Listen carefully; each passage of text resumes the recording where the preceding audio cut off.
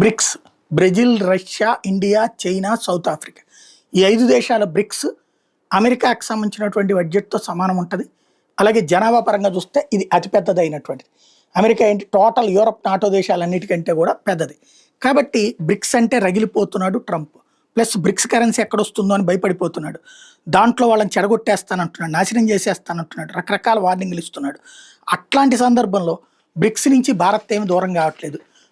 తాజాగా అమెరికా భారత్‌ని ఇబ్బంది పెట్టాలనుకుంటున్నటువంటి వేళ అమెరికాలో ఐక్యరాజ్య సమితిలో మీటింగ్‌కి కూడా అటెండ్ కావట్లేదు మోడీ. మిగతా వాళ్ళందరూ పోతున్నారు. ఫ్రాన్స్ అధ్యక్షుడి దగ్గర నుంచి, ఇజ్రాయెల్ ప్రధానమంత్రి దగ్గర నుంచి అందరూ. మన తరపున జయశంకర్‌ని పంపించి వదిలేశారు. ఎందుకంటే ఆడికి పోతే మొహమాటానికి ఈయన గెలవాలి ట్రంప్‌ని. ఆడేదో ఒకటికి వస్తాడు భారత్‌కు వ్యతిరేకంగా. మళ్ళీ అది అనవసరమైన రచ్చ ఎందుకులే అని వదిలేశాడు.